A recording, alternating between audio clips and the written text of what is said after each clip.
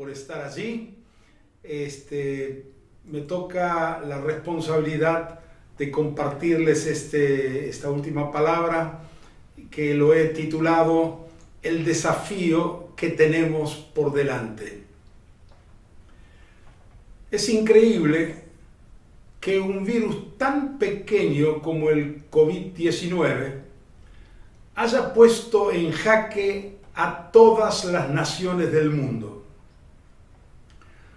Lo más dramático es que esta pandemia en poco tiempo ha producido un altísimo número de contagiados y muertos con cifras que van en ascenso, y lo ha colocado dentro de las 15 pandemias más mortales de la historia de la humanidad. Hasta ahora ya hay en el mundo 8 millones de contagiados y 450.000 muertos, y todavía no sabemos cuál va a ser el resultado final. Este virus submicroscópico ha paralizado muchas actividades del mundo, aún nuestras reuniones, y nos ha obligado a repensar muchas cosas. El mundo ha cambiado, quizás definitivamente, y este cambio es muy importante porque ha involucrado a toda la humanidad, todo el mundo, todas las naciones están involucradas en esta pandemia. Cuanto antes entendamos que nuestro mundo ha cambiado, más fácil será adaptarnos al mundo de la pospandemia, de lo que viene por delante. En realidad aún no sabemos cuándo va a terminar todo esto y cómo será el mundo y nuestro país cuando todo esto haya sido de algún modo superado. El pastor presbiteriano Ricardo Agreste de Brasil, en una conferencia digital, él dijo lo siguiente: el mundo como lo conocimos no existe más. Los historiadores hablarán del año 2020 como el año que comenzó y no terminó.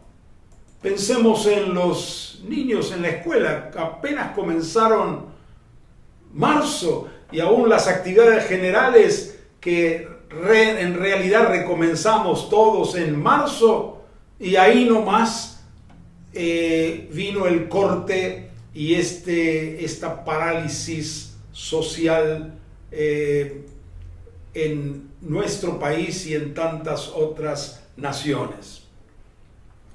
¿Cómo será la nueva normalidad, entre comillas, si se puede hablar de normalidad? Y este pastor de Brasil pregunta: ¿el COVID-19 es la causa primaria o el acelerador de los cambios que ya se venían dando?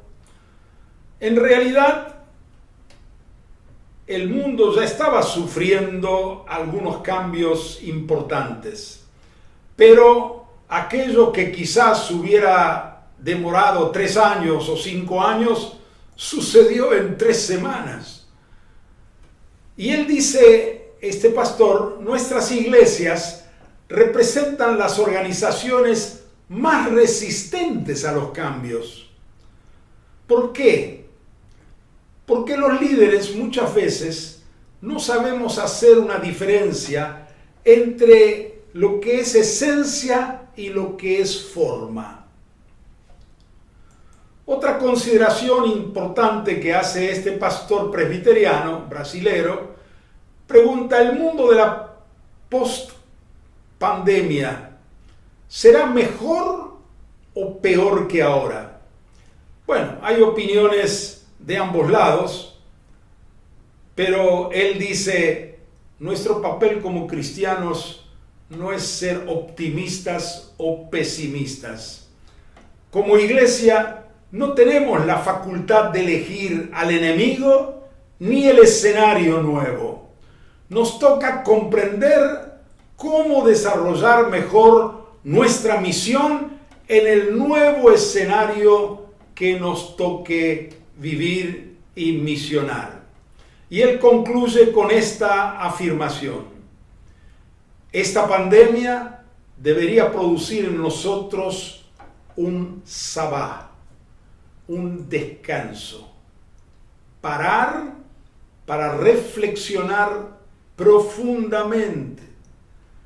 Nos habíamos acostumbrado, dice él, que la iglesia consiste en hacer eventos, tener reuniones, nada más lejos de lo que Dios dice de la iglesia en su palabra. La iglesia, si reflexiona, recapacita, ora, busca a Dios, luego de esta pandemia puede salir mayor en número, es decir, un crecimiento numérico, y también mejor en su calidad, en su santidad.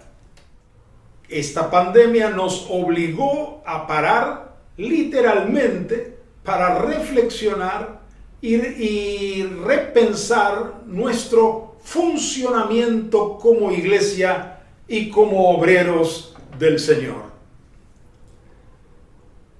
Lo que nosotros necesitamos en el tiempo que se avecina es discernimiento ministerial. Estos días de quietud, de reflexión, de oración, de buscar el rostro de Dios, de oír a Dios, especialmente nosotros los pastores de la Grey y los obreros del Señor, necesitamos abrir nuestra mente, nuestro corazón, y ante las nuevas circunstancias, abrirnos a los cambios que Dios quiere producir entre nosotros. Cambios siempre fundamentados en su palabra, que no cambia y que es eterna. Pero sí tenemos que quizás cambiar y adecuar nuestra estrategia ministerial. Para ello, como siervo del Señor, necesitamos, como dije, discernimiento.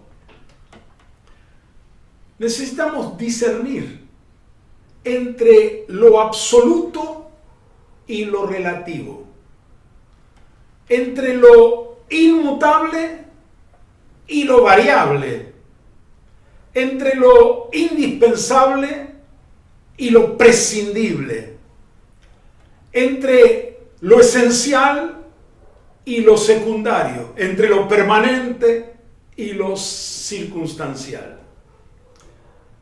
Dentro de lo relativo y secundario, sin duda hay cosas buenas, útiles, agradables, pero no indispensables. Y otras que seguimos practicando, aunque no son absolutas, son relativas, pero seguimos a veces practicándolo por costumbre o por tradición, porque así veníamos funcionando. Haremos bien en detenernos y evaluar. Vamos a ver algunos ejemplos entre lo absoluto y lo relativo, entre lo esencial y lo que es variable, prescindible.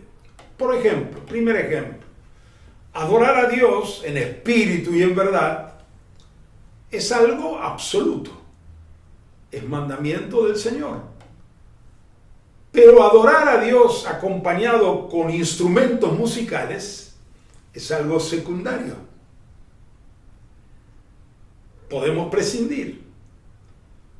También lo podemos usar, pero no es lo esencial. Otro ejemplo. Dios nos llama a ser iglesia las 24 horas del día y los 7 días de la semana. Porque la iglesia no es un edificio, la iglesia no es la congregación, la iglesia somos nosotros. De tal manera que todo el día y todos los días tenemos que estar en la presencia del Señor. El Salmo 34:1 dice: bendeciré a Jehová en todo tiempo.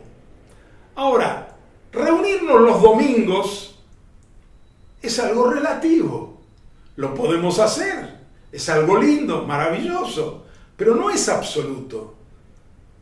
Hacer discípulos, como Jesús nos enseñó en Mateo capítulo 28, los últimos versículos, es algo absoluto.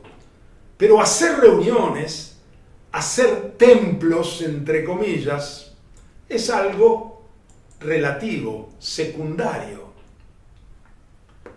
Es fundamental la relación personal con los discípulos y debemos hacer de esa relación personal lo central de nuestro ministerio. El discipulado es paternidad espiritual, tener hijos y formarlos para Dios. Eso es algo absoluto. Pero hacer del púlpito el centro de nuestro ministerio es algo equivocado, algo secundario. Podemos usar el púlpito o no. Lo importante es enseñar toda la didaqué, la doctrina del Señor, y predicar todo el evangelio, todo el querigma y las verdades del Señor.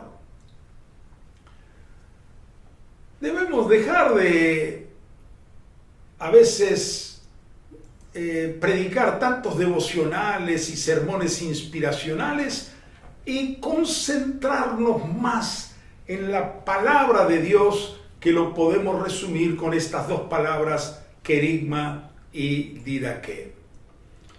Otro tema importante, absoluto, esencial, es la verdad de que todos los hijos de Dios son sacerdotes de Dios y deben ser capacitados para hacer la obra. Esto no es algo secundario, no es algo prescindible. Debemos transformar la iglesia en un verdadero seminario, donde todos los miembros del cuerpo de Cristo estén capacitados y funcionando, sirviendo los unos a los otros.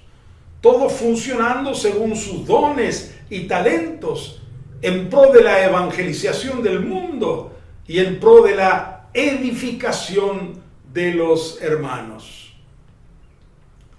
La palabra de Dios, el evangelio del reino, el querigma y la didaqué, las sagradas escrituras, son cosas absolutas. La fe, el Espíritu Santo, la oración, la evangelización, el bautismo en agua, el bautismo en el Espíritu Santo, el discipulado, la cena del Señor, el amor fraternal, las buenas obras, la comunión entre hermanos, el servicio, todos los ministerios de Efesios capítulo 4, apóstoles, profetas, evangelistas, pastores, maestros, son todas cosas absolutas. Todos los dones del Espíritu Santo son indispensables. La generosidad, nuestra misión en el mundo de ser sal y luz, todo eso es absoluto y es indispensable. Y haremos bien en enfatizar todo eso. Paso a otro aspecto. La versatilidad de la iglesia en la historia de la humanidad. La iglesia del Señor ha demostrado a través de los siglos ser muy versátil. Versátil quiere decir adaptable, ágil, a cualquier tiempo y circunstancia. La iglesia es todoterreno, sabe caminar en cualquier situación o circunstancia, por más difícil que sea. Por largos periodos de la historia, la iglesia fue perseguida con un altísimo número de mártires y de sufrimientos. En esos tiempos difíciles era imposible tener una reunión pública o congregacional. Era la iglesia subterránea, la iglesia perseguida, pero nunca dejó lo absoluto, nunca dejó la palabra de Dios, nunca dejó la oración, la evangelización, el discipulado, en todo tiempo y circunstancia. Nunca dejó el amor entre hermanos, las buenas obras, la comunión, y así podemos mencionar todo lo que dijimos antes. La iglesia en sus primeros 300 años nunca tuvo templos donde reunirse. Se reunían en las casas y cuando era posible, en lugares públicos. Y podemos decir que fue su mejor época. Jamás a esos hermanos de aquellos años se les hubiera ocurrido llamar iglesia a un edificio material. No tenían púlpitos, no tenían altares, no tenían equipos de sonido, pero contaban con lo esencial, con lo indispensable. Lo que nunca podía faltar era el Espíritu Santo y la palabra de Dios. ¿Qué necesitamos para funcionar como iglesia hoy? El pastor Ricardo Agreste, del que hice mención antes, dice algunas cosas interesantes.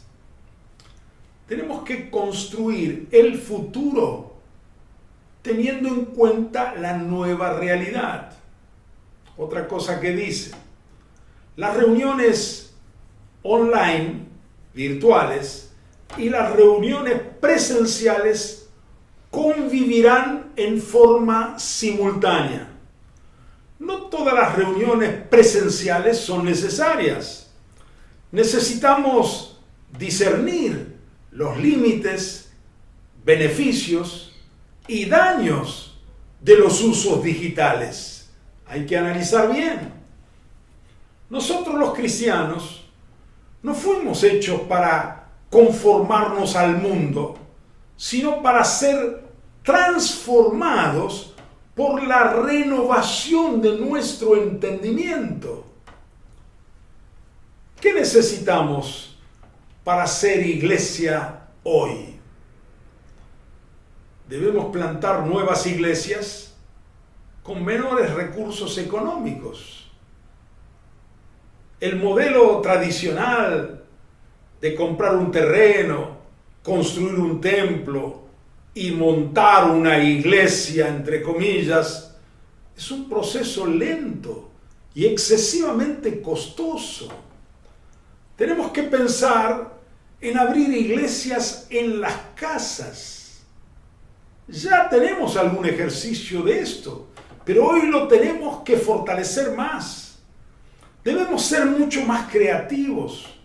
Debemos incentivar los ministerios bivocacionales. Toda esta pandemia nos está demostrando que mucho de lo que creíamos esencial para ser iglesia no era tal.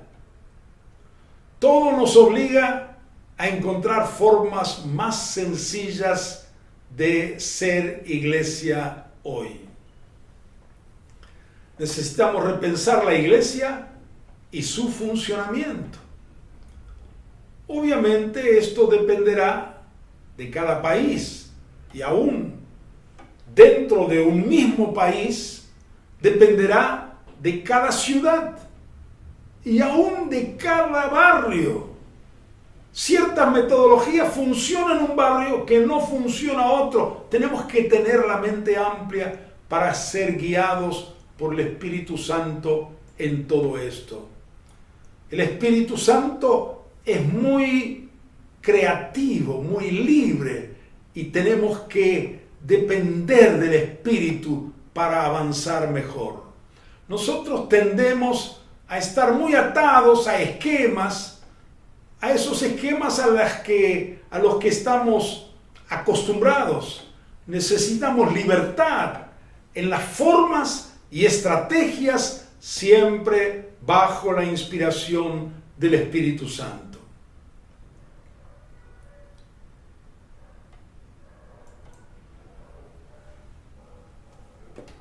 También quiero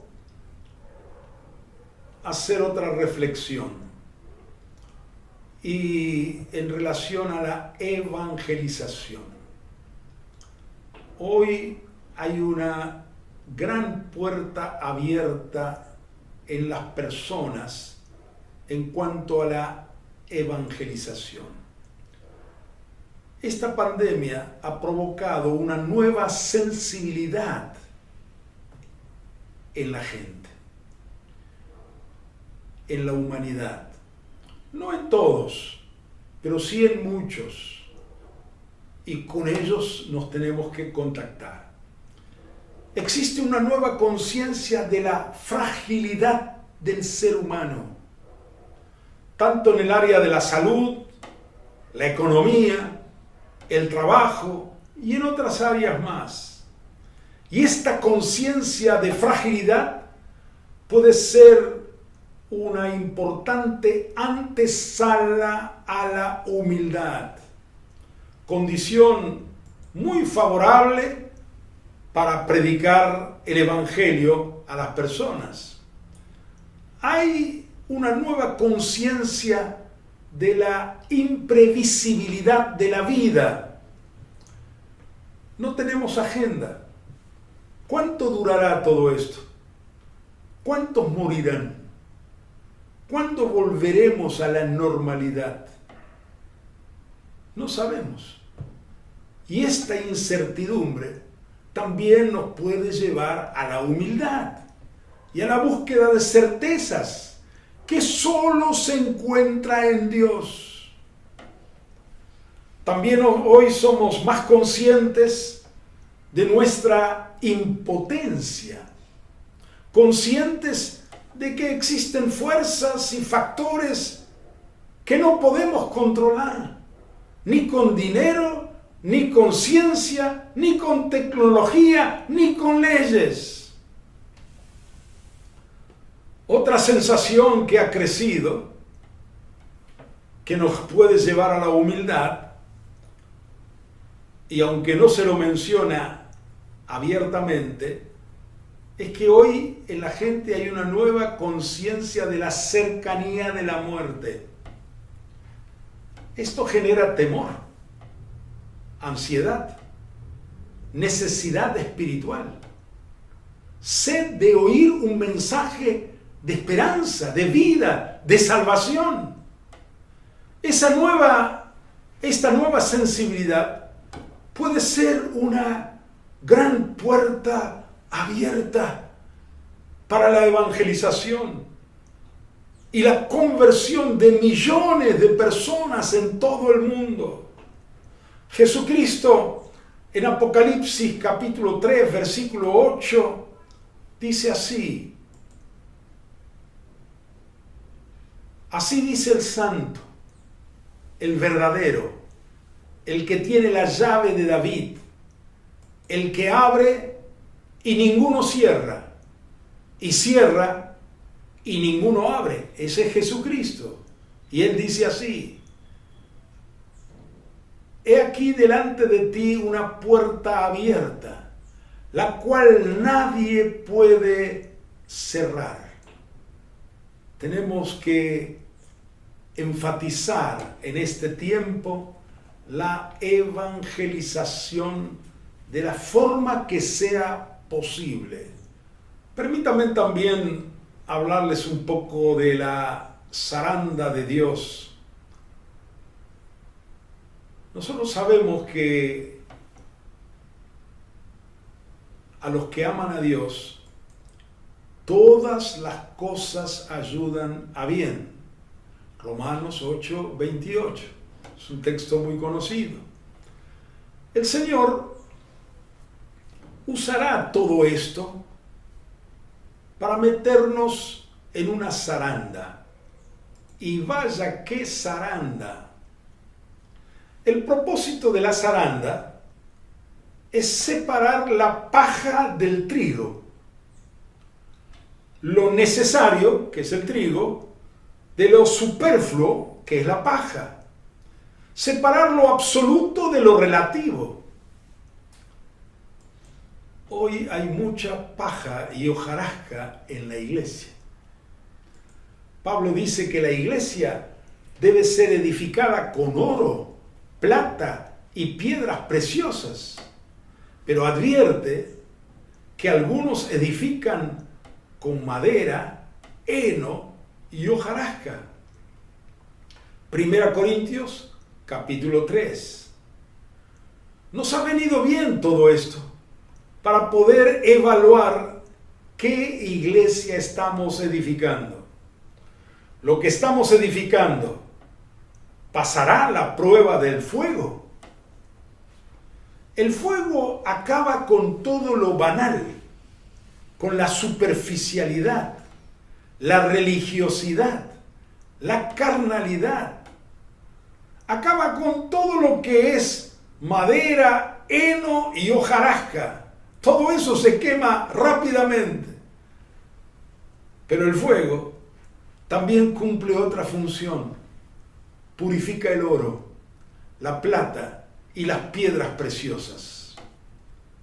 Saldremos mejores de todo esto. Eso es lo que Dios se ha propuesto, lo que Él está tramando, entre comillas, con todo este tiempo difícil.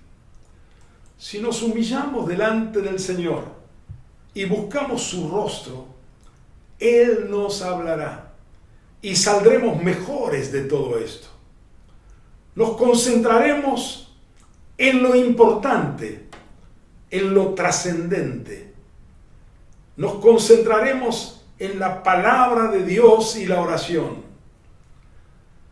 Yo no quiero perder los últimos años de mi vida construyendo lo que el fuego acabará. Quiero invertir en lo que perdurará por la eternidad. ¿Qué es? Ganar a los perdidos y edificarlos a la imagen de Jesús. El resto, como decimos en Argentina, es cháchara. Es decir, vana palabrería. Dios nos ayude para que así sea. Amén. Y como conclusión, quiero compartirles lo que tenemos que priorizar de aquí en adelante cuando todo esto haya pasado y volvamos a la nueva normalidad, que hayamos aprendido las lecciones que Dios nos ha querido enseñar en todo este tiempo de pandemia. Quiero señalar algunas cosas sencillas, pero básicas. Primero, debemos priorizar nuestro tiempo diario de oración en secreto. Nuestra comunión personal con Dios ha de ser el fundamento de nuestra vida y de nuestro ministerio, como nos lo enseñó Jesús. Segundo, prioricemos la familia. No podemos edificar la iglesia y hacer la obra sobre las ruinas de nuestra familia. Dediquemos tiempo de calidad a nuestro matrimonio para conversar, mejorar nuestro trato mutuo. Dediquemos tiempo a orar juntos, a leer la palabra. Como padres, asumamos nuestra responsabilidad en la formación espiritual y la formación bíblica de nuestros hijos. Dispongamos tiempo para estar con ellos, para hacernos amigos, para conocerlos profundamente. Nuestros primeros discípulos deben ser nuestros hijos. No podemos tercerizar la formación de ellos a los maestros de la escuela dominical. Gracias a Dios por la escuela dominical y por los maestros, pero nada puede reemplazar la función de los padres. Media hora o una hora por semana no es suficiente.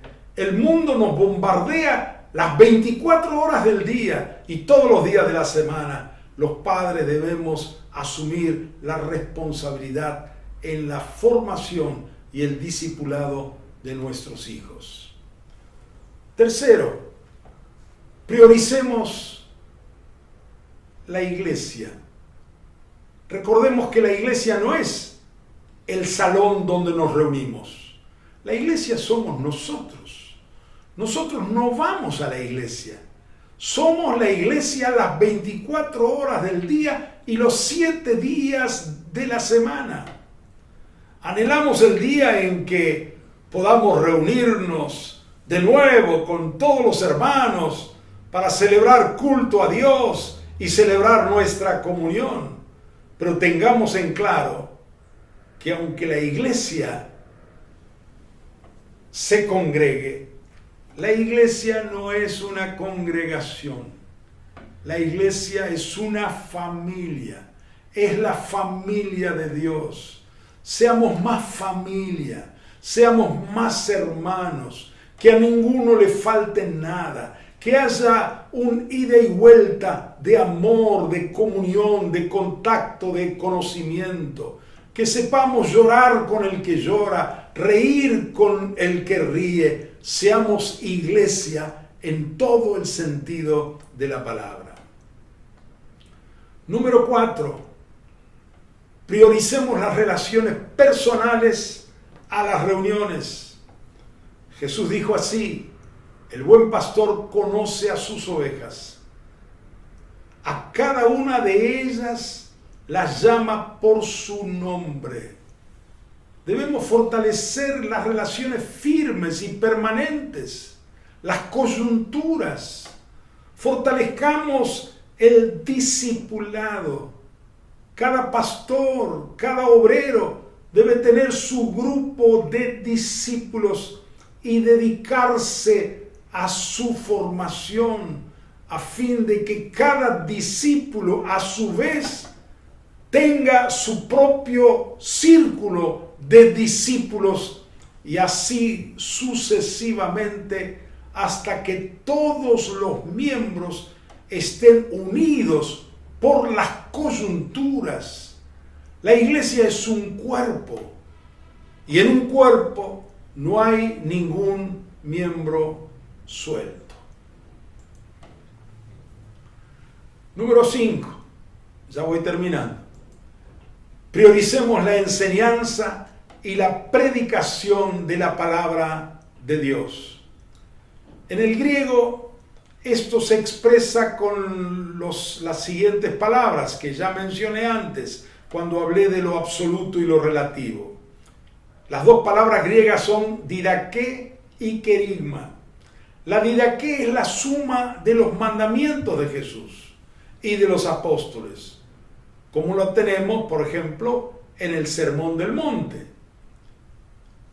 El querigma es la totalidad de las verdades que revelan a Cristo, revelan la persona y la obra de Cristo, su obra por nosotros en la cruz, su obra en nosotros, su obra entre nosotros y su obra a través de nosotros en el mundo. Esto se resume con 4 palabras: redención, Espíritu Santo, iglesia y misión. Lo que edifica y forma vidas es la palabra de Dios, no discursos, no sermones, específicamente el querigma y la didaqué. Y finalmente, prioricemos la evangelización.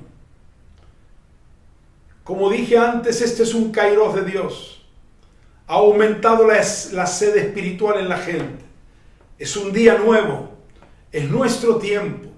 Los campos están blancos para la cosecha. Hay una nueva apertura hacia lo espiritual. Es tiempo de ir mar adentro, tirar las redes, como dijo Jesús a Pedro: boga mar adentro. Tenemos que ir a la profundidad, al mar, y tirar las redes para pescar. Y concluyendo, digo que cada uno de nosotros debemos hacer una lista no muy larga de algunas cosas que Dios nos ha mostrado en este tiempo. Y necesitamos anotarlas para no olvidarlas, para ponerlas en práctica y perseverar en aquellas cosas que Dios en estos días nos ha mostrado, nos ha hablado. Y cuando todo esto haya pasado, con la ayuda de Dios, seremos mejores. Bendito sea el nombre del Señor. Queridos hermanos, pastores, sus esposas, obreros y sus esposas, la mayoría de Argentina, pero también hay algunos de otros países que están participando de este encuentro. A todos les envío un gran abrazo en el amor maravilloso de nuestro Señor Jesucristo. Cristo está en el control, Él reina y Él nos fortalecerá para que podamos cumplir cada día mejor nuestra misión aquí en la tierra. Bendito sea su nombre. Amén.